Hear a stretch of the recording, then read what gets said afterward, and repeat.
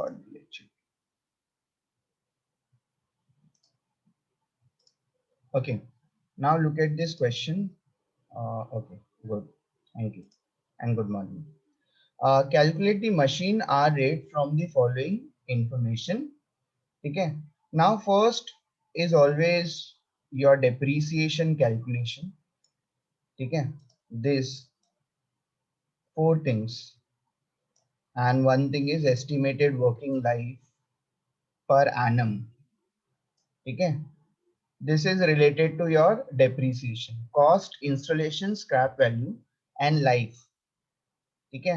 And life अगर आपकी years में दिए हुए हैं, so you will be given with the hours also कि पर एनम कितना होगा. तो 10 years का जो है वो आप मल्टीप्लाई करके आप पता कर सकते हैं. So effective life of the machine is 10 years, और हम लोग को years में कभी नहीं चाहिए. ठीक है. whenever it is in years, उसको आपको hours में कन्वर्ट करना पड़ेगा. so it says the estimated working hour is 2000 per annum. ठीक है. 2000 per annum है, और हम लोग को ये मशीन 10 साल तक के चलानी है. तो ये कितने आवर्स तक की चलने वाली है, तो आप मल्टीप्लाई करके आप पता कर सकते हो. एक साल का 2000 है, तो 10 years का कितना होगा. ठीक है. ये क्यों चाहिए आपको? लाइफ चाहिए, आपको पूरी वर्किंग लाइफ चाहिए होगी. ठीक है. अपार्ट फ्रॉम दिस एक और एक क्लू है यहाँ पे. ये जो एस्टिमेटेड वर्किंग आवर्स जो दिया वो आपको पर एनम में दिया है. ठीक है. It is always better to convert all the data into per annum basis. ठीक है. मे बी देखो पहला वाला दिया है आपको जनरल लाइटिंग पर मंथ दिया है, convert it into annual basis. फिर क्वार्टर दिया है, आपको पता है क्वार्टर का, पर मंथ का, सेमी एनुअल, डेली का कैलकुलेशन मैंने आपको सिखाया पर एनम में कैसे कन्वर्ट करते हैं. ठीक है. You just have to multiply by 12 in case of month. Quarter, in case of quarter you have to multiply it by 4, correct. In case of semi annual you have to multiply it by 2. Okay. In case of week you have to multiply it by 52. In case of days you have to multiply it by 365 to get the per annum amount. ठीक है. ये हम लोग ने previously किया हुआ है already. ठीक है. कि कैसे किसी भी चीज को पर एनम बेसिस पे हम लोग कन्वर्ट कर सकते हैं. ठीक है. डिपेंड करता है वो इंफॉर्मेशन कैसे दिया हुआ. ठीक है. हर बार कन्वर्ट करना है क्या? मैंने आपको बोला है ये चीज कि जो इन्फॉर्मेशन जैसी दी हुई होती है मेक श्योर करो कि वैसे ही वो इनकॉर्पोरेट हो वहां पे. लेकिन जब इन्फॉर्मेशन अलग अलग तरह से दी होती है, पर मंथ, पर क्वार्टर, पर एनम, तो आपको पता है कि ये सब चीज को एक जगह पे आपको कन्वर्ट करना पड़ेगा. Either everything should be per month. ठीक है. या तो पर एनम होना चाहिए, या तो पर क्वार्टर होना चाहिए, कोई प्रॉब्लम नहीं है. बट सबसे अच्छा बेसिस क्या है कन्वर्ट करने का, कि आवर्स किस में दिए हुए हैं. तो आपके एस्टिमेटेड आवर्स पर एनम में दिया हुआ है, तो आप कभी भी इसको पर एनम में कन्वर्ट करो. ठीक है. और कभी भी डिवीजन वाला प्रॉब्लम क्या होता है पता है? पर मंथ से पर एनम जाना थोड़ा इजी है क्योंकि मल्टीप्लाई करना है. बट जब आपको डिवीजन करना होता है, तो डिवीजन करने के टाइम पे क्या होता है, आपको कभी भी आंसर जो है वो पॉइंट में आ सकता है. ठीक है. तो इट इज ऑलवेज बेटर कि अगर आप सब चीज को पर एनम में कन्वर्ट करना कर सकते हैं तो आप करो. That is one thing. Okay. तो सबसे पहले हम लोग डेप्रिसिएशन कैलकुलेशन करेंगे. हर क्वेश्चन का ये एसेंस होता है कि आपको डेप्रिसिएशन कैलकुलेशन करना पड़ता है. ठीक है. So I will take an Excel sheet now.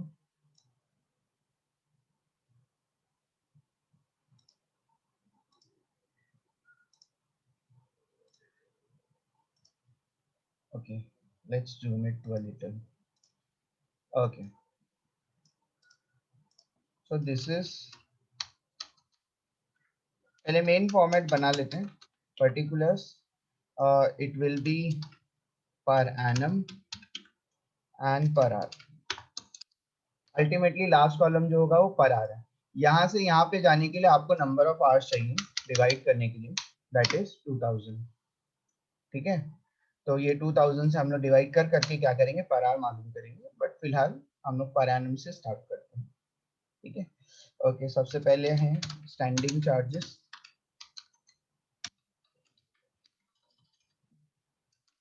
Then we have running charges. ठीक है. ये दो आइटम आपके क्वेश्चन में होंगे.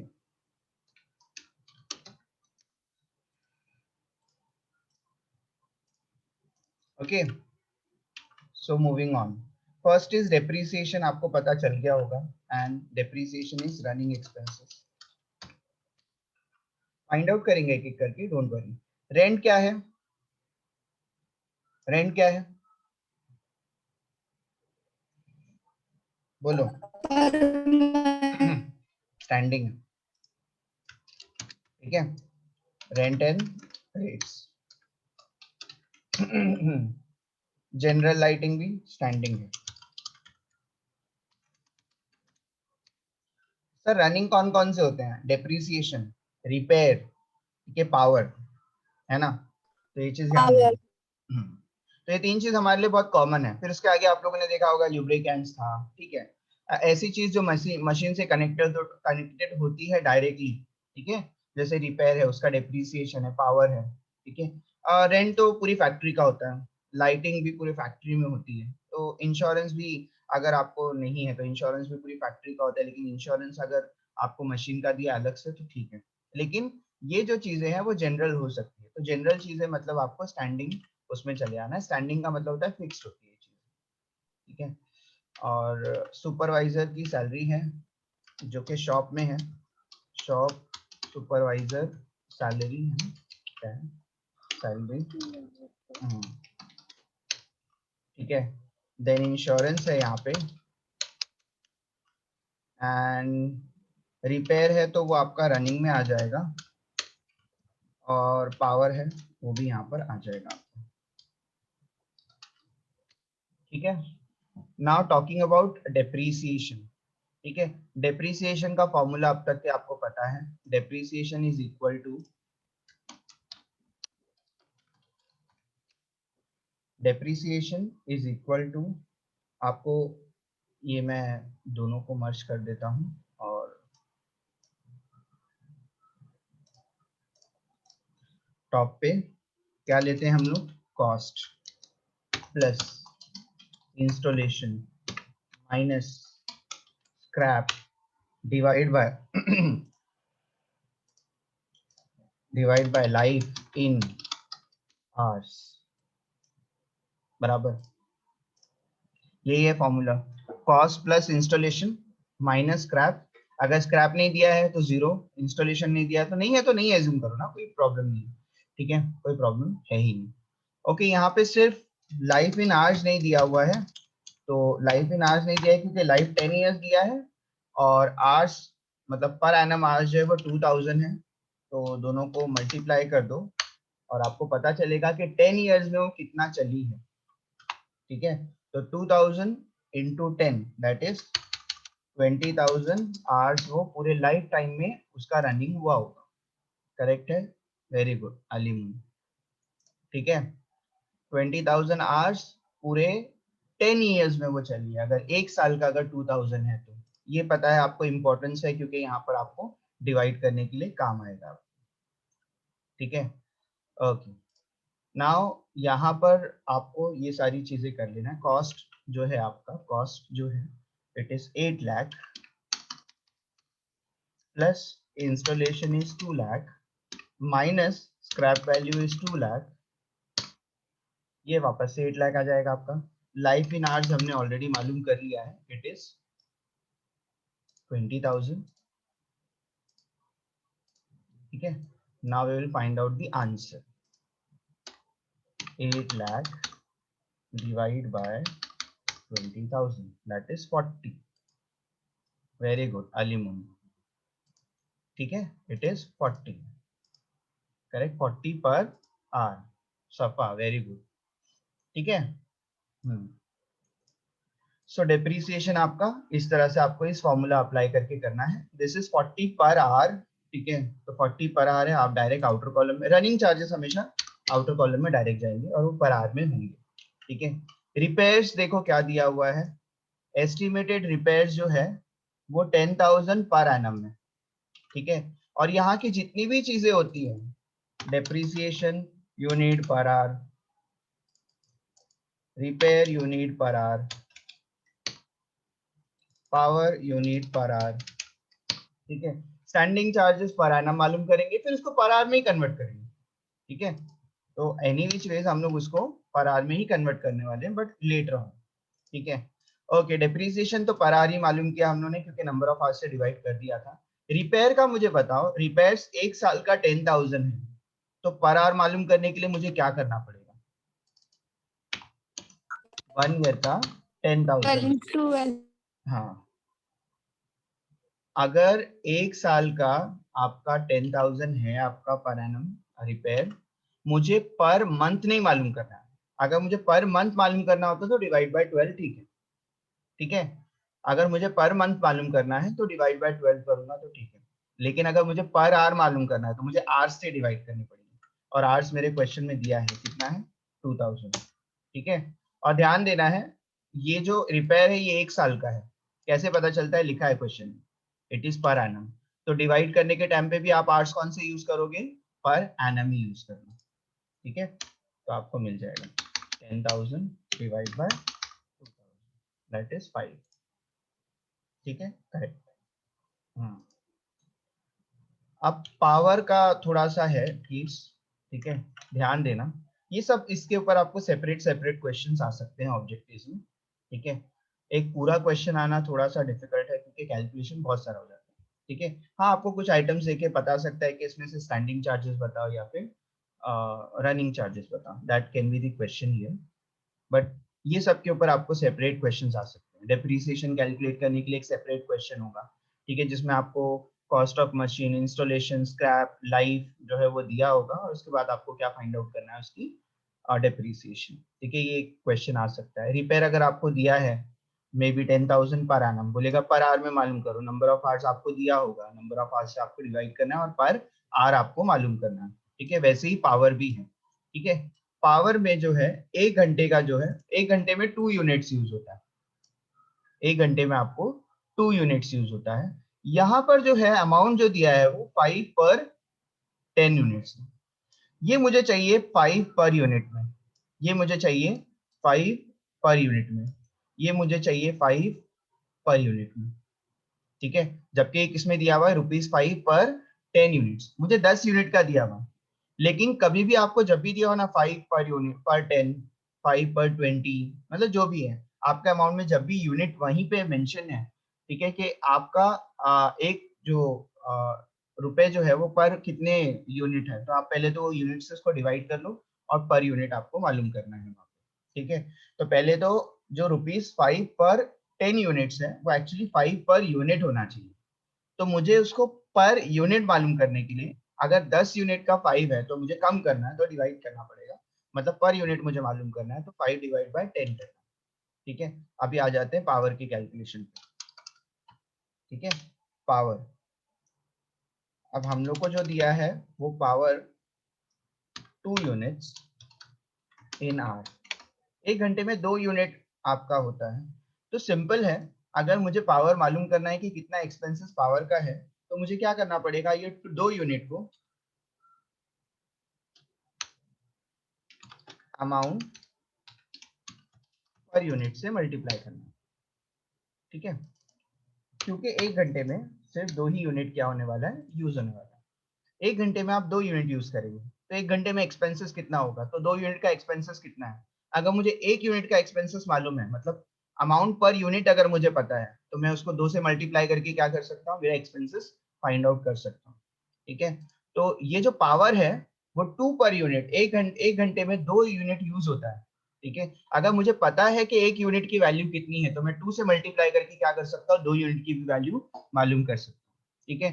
तो मुझे जो क्वेश्चन में दिया है वो दिया है 5 पर 10 यूनिट्स, 5 पर 10 यूनिट्स, ठीक है। जबकि मुझे क्या चाहिए, 5 पर यूनिट चाहिए, ताकि मैं इसके साथ में मल्टीप्लाई कर पाऊं, है ना। तो 5 पर यूनिट कितना होगा, करके बताओ, 5 डिवाइड बाय 10, 0.5, ठीक है। तो जब भी आपको ये दिया होता है ना ऐसे ₹5 पर 10 यूनिट्स, पर 100 यूनिट्स, कितना भी यूनिट है, ये जो पर वाला जो हिसाब किताब है ना, वो आपका डिवाइड करके आप क्या कर लो, पर यूनिट उसको मालूम कर लो। समझा आतिक आपको, ठीक है। ₹5 पर 10 यूनिट्स है, तो अगर मैं बोलूं 10 यूनिट का 5 रुपीज है, एक यूनिट का कितना होगा, तो यू आर रिड्यूसिंग योरसेल्फ, तो आप कभी भी डिवाइड करते हैं। अगर आपको इंक्रीज करना है तो आपको मल्टीप्लाई करना है, ठीक है। तो अगर मैं बोलूं कि कितना पर यूनिट है बेटा, अगर 10 यूनिट्स का 5 रुपीज है, तो 1 यूनिट का कितना होगा, तो आप कभी भी उसको डिवाइड करके फाइंड आउट करेंगे, दैट इज कॉमन सेंस। ठीक है, 1 घंटे में कितना यूनिट यूज होने वाला है, 2 यूनिट्स यूज होने वाला है, और पर यूनिट अपन ने मालूम कर लिया 0.5 है, तो मतलब मेरे पावर का एक्सपेंसेस कितना होगा, 1 घंटे में 2 यूनिट यूज होना है, 1 यूनिट का 0.5, तो 0.5 इंटू 2 कितना हो जाएगा आपका, 1 हो जाएगा। ठीक है, तो मैं यहाँ पे इसका कैलकुलेशन पूरा कर देता हूँ, ये इसके नीचे आना चाहिए, आगे का स्टेप है इसीलिए।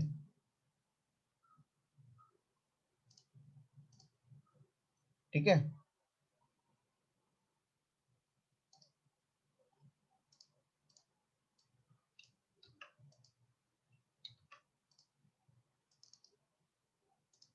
ओके। सो सबसे पहले ₹5 पर 10 यूनिट्स है, जब भी ऐसे देखो ना, ₹5 पर 10 यूनिट्स, पर 5 यूनिट्स, पर 15 यूनिट्स, पर 20 यूनिट्स, वॉटेवर जो भी यूनिट्स आपको दिए उसे डिवाइड कर दो, डिवाइड कर दो, आपको पर यूनिट मिल जाएगा।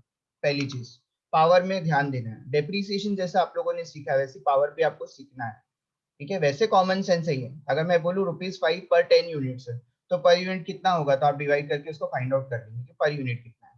ठीक है, उसके बाद 1 घंटे में कितना यूनिट यूज होने वाला है, तो आप बोलेंगे सर 2 यूनिट यूज करने वाले हैं हम, तो अगर 1 यूनिट का 0.5, तो 2 यूनिट का कितना होगा, तो मल्टीप्लाई करके आप फाइंड आउट करो। ठीक है, तो ये चीज पावर के केस में भी आप ध्यान देना, ये जो दो चीजें हैं, डेप्रिसिएशन और पावर है, इसके ऊपर कैलकुलेशन आपको आते हैं एग्जाम में। ठीक है, एग्जाम का क्वेश्चन है, मुझे जहाँ तक याद है, यस 2018 में पूछा था। ठीक है, ओके। सो पावर इज 1, जो हम लोग ने फाइंड आउट कर लिया है। ये बहुत इंपॉर्टेंट एरिया होता है किसी भी क्वेश्चन के लिए, ये क्रैक किया तो फिर आपको बाकी की चीजें प्रॉब्लम नहीं है। यहाँ पर तो आपको अपोर्शनमेंट लगता है। ठीक है, okay, the machine occupies 1/4 of the total area, ये एरिया लिखा हुआ है यहाँ पे, of the shop. The supervisor is expected to devote 1/6 of the time for supervising machine. ठीक है, अभी यहाँ पर आप देखो जो एक्सपेंसेस आपको दिए हुए थे, सबसे पहले जो दिया था आपको क्या था, rent and rates for quarter, rent and rates for quarter. अब मुझे बताओ क्या है rent and rates for quarter for the shop. अच्छा, यहाँ पर अमाउंट है ना, ये ओके। रेंट एंड रेट्स आपका कितना है, 30,000 है ना। फॉर क्वार्टर आपको दिया है, फॉर क्वार्टर का मतलब क्या होता है, फॉर क्वार्टर का मतलब क्या होता है,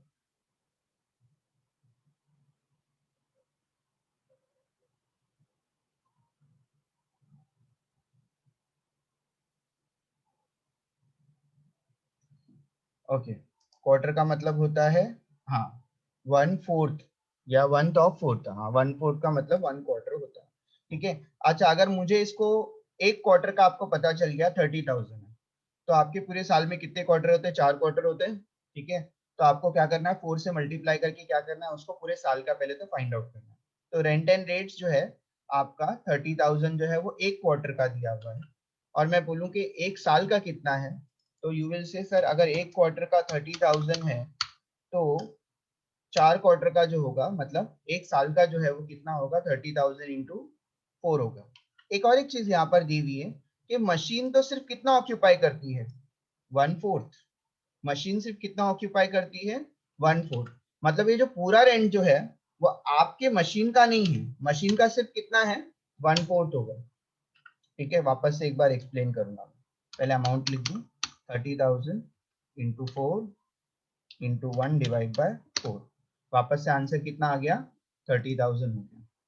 ठीक है, 1,20,000 आया, 1,20,000 का नीचे एक इंफॉर्मेशन दिया है, रेंट एंड रेट जो है वो सिर्फ कितना ऑक्यूपाई करता है, फ्लोर एरिया कितना है उसका, 1/4 है। ठीक है, वापस से मैंने क्या कर दिया, 1/4 मतलब डिवाइड बाय 4 कर दिया, तो आंसर वापस से सेम आ गया, मतलब ओके। तो 30,000 फॉर अ क्वार्टर, एक क्वार्टर का 30,000, तो पूरे साल का कितना, तो इंटू 4 किया। ठीक है, और हमेशा रेंट एंड रेट्स कौन से रेशियो में डिवाइड होता है, रेंट एंड रेट्स हमेशा डिवाइड होता है फ्लोर एरिया के हिसाब से, अपन ने अपोर्शनमेंट में सीखा है।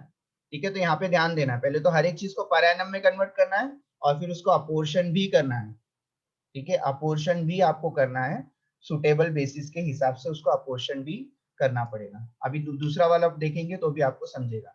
ठीक है, जैसे कि जनरल लाइटिंग तो दिया है ऑलरेडी, कितना दिया है 2000 पर मंथ है। तो मैं क्या करूंगा, इसको पर एनम मालूम करने के लिए 2000 multiply by 12, correct, 2000 per month है, तो मैं इसको पर एनम में कन्वर्ट करने के लिए 2000 इंटू 12।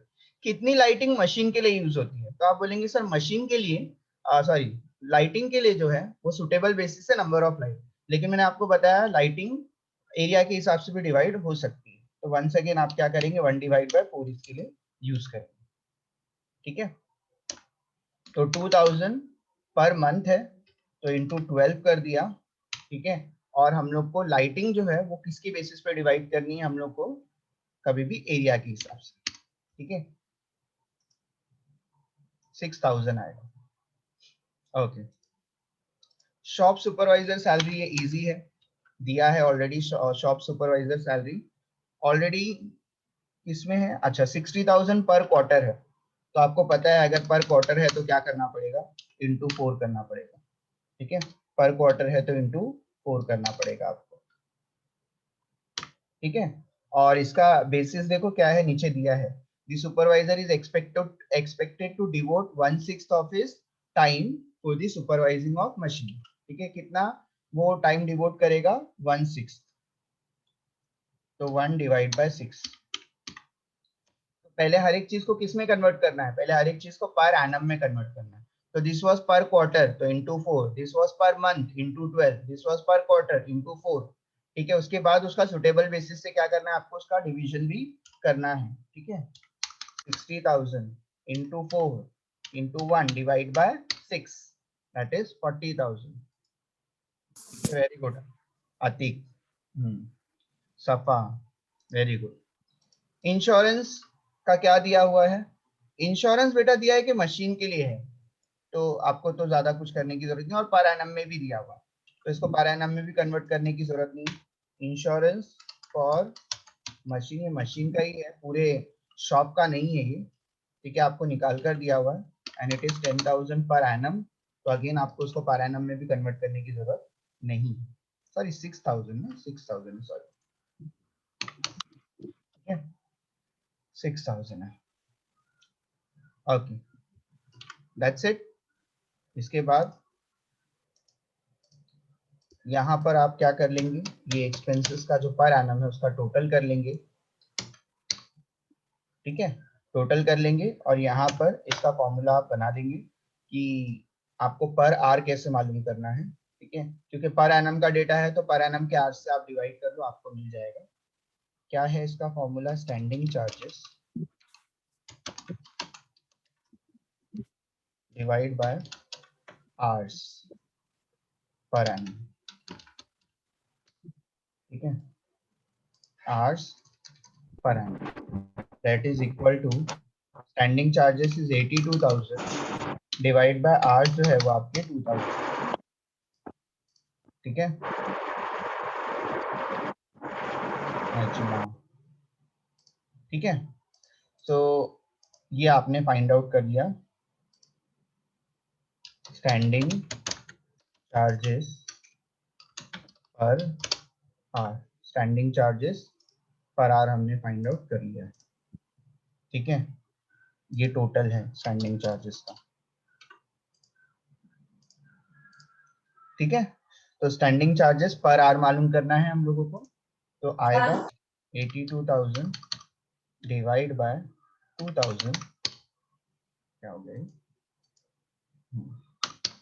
It is 41, correct. 82,000 आपका टोटल स्टैंडिंग चार्जेस है पर एनम, पर एनम के आर से मैंने उसको डिवाइड कर दिया, आपको मिल जाएगा पर आर कितना है। ठीक है, अब सिर्फ इनको टोटल कर लो बस, nothing else. This is machine hourly rate, या इसको हम लोग इफेक्टिव मशीन आर्ली रेट भी बोलते हैं।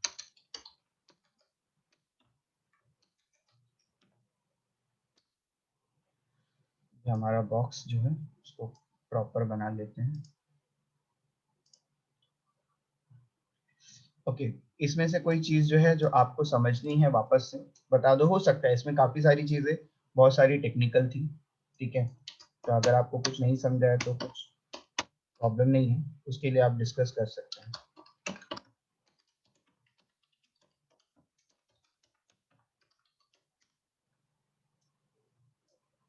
कोई चीज जो आपको ऐसा लगता है कि मुझे वापस से समझना चाहिए सो दैट मुझे अच्छे से समझ में आ जाए, तो आप बता दो। इलस्ट्रेशन नंबर 10, क्वेश्चन नंबर 10, ठीक है। ये यहाँ से जो है वो आपका वर्किंग नोट है।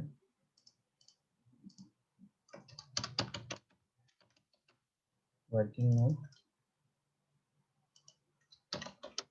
Note number 1,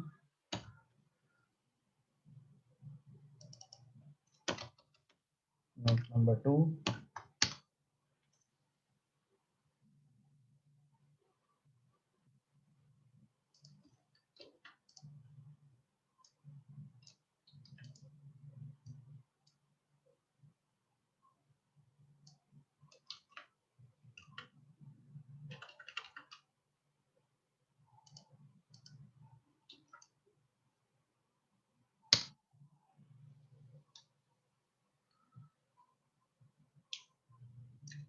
okay, this is forwarded to your group. Now it's time for the attendance. उसके बाद हम लोग डाउट्स वगैरह लेंगे।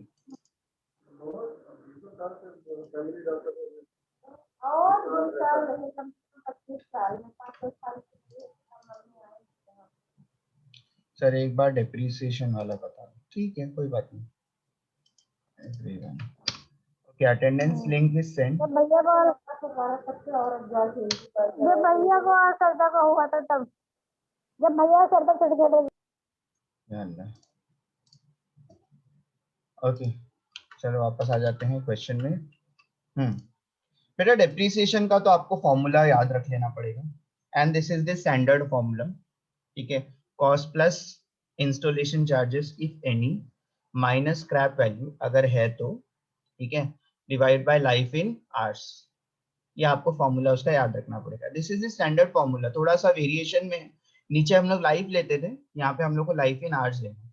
बट डेप्रिसिएशन का फॉर्मूला जब भी आपसे पूछा जाए कि क्या है, you have to remember it, ठीक है। यही आपका फॉर्मूला जो बेसिक होता है। आप क्या करते हैं, amount into percentage, amount into percentage ऐसा यूज करते हैं डेप्रिसिएशन का फॉर्मूला, ठीक है। ये गलत है, वो तो आपको परसेंटेज दिया होगा तो आप कर सकते हैं, ठीक है। लेकिन अगर आपके क्वेश्चन में आपको परसेंटेज अवेलेबल नहीं है, यू हैव द कॉस्ट, और आपके पास लाइफ पता है कि अगर एक आपने फोन जो है, एक आपने मशीन जो है 8 लाख का ले लिया है, ठीक है, और वो आपको 20,000 आवर्स चलने वाली है, तो उसकी पर आवर कितना डेप्रिसिएशन होगा वो आप डिवाइड करके उसको मालूम कर सकते हैं। सर प्लीज आप सब सम का पीडीएफ सेंड करो।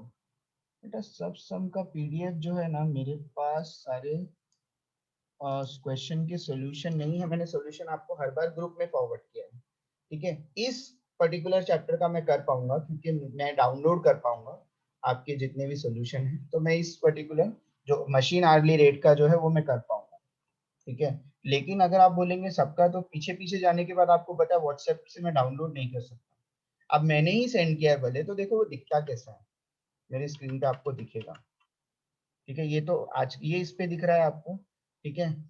ये जब आप ऊपर जाएंगे और मैंने इसको डाउनलोड करके नहीं रखा हुआ है तो मुझे कुछ अजीब सा ही दिखेगा वो। ये मैंने अभी पीसी से मैं हूं ना इस पे, ठीक है। तो अगर आप पीछे पीछे जाएंगे तो इमेजेस जो है वो अजीब सी हो जाती है और वो उसके बाद डाउनलोड नहीं होती फोन वगैरह से, या फिर यही पीसी से वो डाउनलोड नहीं होती। बट जितना वो डाउनलोड हो पाएगी आई विल डू इट, ठीक है। जैसे ओवरहेड का भी हो पाएगा शायद, क्योंकि वो ज्यादा टाइम नहीं हुआ है। वो व्हाट्सएप का कुछ पॉलिसी होता है, वो उतने टाइम तक के वो रहता है व्हाट्सएप पे ना। उसके बाद देखो ये सारी चीजें मुझे दिख रही है, तो जो चीजें मैंने पहले से किया हुआ है वो चीज मुझे शायद ना दिखे, ठीक है। ये डाउनलोड हो जा रहा है, शायद ये पीसी का ही है, इस वजह से है कि क्या पता नहीं, या उसका टाइम जो है वो है तो वो डाउनलोड होके आपको दे देगा। लेकिन एक बार उसका टाइम स्पेंड चला जाएगा तो आपको डाउनलोड करने नहीं देगा वो, है ना। तो आपको अगर मशीन आर्ली रेट का चाहिए तो you will get the solution, don't worry. Sir please explain insurance for machine. बेटा इंश्योरेंस फॉर मशीन में तो कुछ प्रॉब्लम नहीं है, इंश्योरेंस फॉर मशीन में तो आपको दिया है, इंश्योरेंस फॉर मशीन ही है, इंश्योरेंस पूरे शॉप का तो नहीं है कि आप उसको डिवाइड करेंगे। ठीक है, आपको मशीन का ही इंश्योरेंस चाहिए। अच्छा, आपको रेंट किसका चाहिए? मशीन का चाहिए। लाइटिंग किसकी चाहिए? मशीन की चाहिए। सुपरवाइजर किसका चाहिए? मशीन का चाहिए। ठीक है, इंश्योरेंस किसका चाहिए? मशीन का चाहिए। तो इंश्योरेंस फॉर मशीन तो ऑलरेडी दिया है आपको, वो भी पर एनम में दिया है, तो आपको कोई जरूरत ही नहीं है। ये रेंट का क्या था? क्वार्टर में दिया था, पहले तो मैंने उसको पर एनम में कन्वर्ट किया। ठीक है, उसके बाद उसका सुटेबल बेसिस क्या है मशीन के लिए, तो मशीन कितना एरिया लेती है? तो 1/4।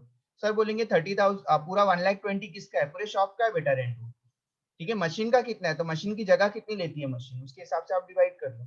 लाइटिंग पूरे शॉप का कितना है? 2000 इंटू 12 दैट इज 24,000। ठीक है, सिर्फ मशीन का बताओ सर कितना होगा? तो मशीन के लिए आपको क्या चाहिए? सुटेबल बेसिस चाहिए, उसका रेशो चाहिए आपको, तो एरिया के हिसाब से आप डिवाइड कर लो उसको। शॉप सुपरवाइजर का सैलरी सर पूरे मतलब जो सुपरवाइजर है वो सिर्फ मशीन पे थोड़ा ना काम करता है। ठीक है, वो तो पूरे शॉप में इक्वली काम करता होगा, तो मशीन के लिए कितना काम करता है सर? तो इट इज 1/6, है ना, दिया है आपके क्वेश्चन में दिया हुआ। लेकिन इंश्योरेंस जो है वो तो मशीन का ही दिया हुआ है। ठीक है, अभी आपको बोल दे अगर क्वेश्चन में सुपरवाइजर जो है वो मशीन का ही है, तो आप डायरेक्ट ले लो, आपको उसके लिए अपोर्शन करने की जरूरत ही नहीं है। ठीक है, अच्छा, जिसको डेप्रीसिएशन का डाउट था, मैंने आधे पे ही रुक गया, तो डेप्रीसिएशन वाला रह गया है। हाँ, अगर मैं आपको बोलता हूँ कि 8 लाख की मेरी मशीन है, कॉस्ट उसकी, ठीक है, सब निकालने के बाद, स्क्रैप वैल्यू वगैरह निकालने के बाद उसकी कॉस्ट कितनी है? 8 लाख है, जो पूरे 10 साल में पूरे 20,000 आवर्स में क्या होने वाली है? डेप्रीशिएट होने वाली है। ठीक है, और मुझे 20,000 आवर्स दिया नहीं था बेटा, मुझे 10 ईयर्स दिया हुआ था। अगर आप 10 से डिवाइड करोगे तो आंसर आवर्स में नहीं मिलेगा, ईयर्स में मिलेगा, ध्यान देना। आपको लाइफ इन आवर्स चाहिए, लाइफ इन आवर्स नहीं दिया है तो मालूम करना पड़ेगा। लाइफ इन आवर्स कैसे मालूम करते हैं? जो आवर्स है आपके दिए हुए हैं उसको ईयर से मल्टीप्लाई कर दो। ठीक है, आवर्स को ईयर से मल्टीप्लाई कर दो, आपको पता चल जाएगा कितने। 10 आवर्स 2,000 आवर्स है एक साल का, 10 साल का कितना होगा, तो आपको पूरे लाइफ के उसके आवर्स मालूम करने पड़ेंगे। डेप्रीसिएशन मालूम करने के टाइम पे आपको ये जरूरी है, लाइफ इन आवर्स आपको जरूरी है। तो ये आपकी cost plus installation minus scrap आपकी ऊपर का पार्ट हो जाता है। लाइफ इन आवर्स अगर दिया है डायरेक्ट क्वेश्चन में तो आप ले लो, अदरवाइज आपको क्या करना है, लाइफ इन आवर्स मालूम करना पड़ेगा। पर एनम के आवर्स अगर आपके पास है तो नंबर ऑफ ईयर्स से आप मल्टीप्लाई कर दो, आपको पूरे लाइफ के उसके आवर्स मिल जाएंगे। क्वेश्चन भी सेंड करो सर व्हाट्सएप पे, बेटा पहले ही कर लिया है ना। हाँ हाँ, मुझे उम्मे अहमद ने मुझे बताया था क्वेश्चन नंबर 9 में कुछ प्रॉब्लम आ रहा है। क्वेश्चन नंबर 9 ओवरहेड्स ना, रुको, अच्छा वो अभी थोड़ा टाइम भी है, we have 5 minutes with us ना। ओवरहेड कॉस्टिंग नोट्स क्यों नहीं लिखी ओवरहेड की?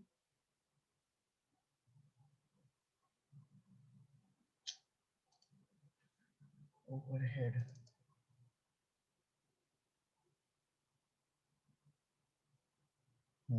यहाँ पर है, देखो क्वेश्चन नंबर 9।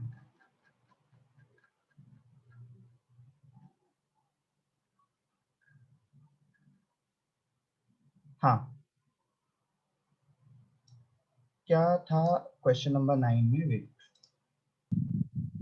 क्वेश्चन नंबर 9 में, अच्छा यहाँ पे इनडायरेक्ट वेजेस दिया है। ठीक है, इनडायरेक्ट वेजेस आपका यहाँ पर है, तो आपने किससे डिवाइड किया बेटा इनडायरेक्ट वेजेस को? इनडायरेक्ट वेजेस को किससे डिवाइड किया? हाँ, हेलो, 4 साल का लड़के का इनडायरेक्ट वेजेस को आपने किससे डिवाइड किया? डायरेक्ट वेजेस से। तो बेटा आपने गलत कर दिया ना। ये कौन है जो? मंजू, म्यूट करो। हाँ बेटा, इनडायरेक्ट वेजेस को आपको डायरेक्ट वेजेस में नहीं करना है, नंबर ऑफ वर्कर्स से करना है। क्या है ये?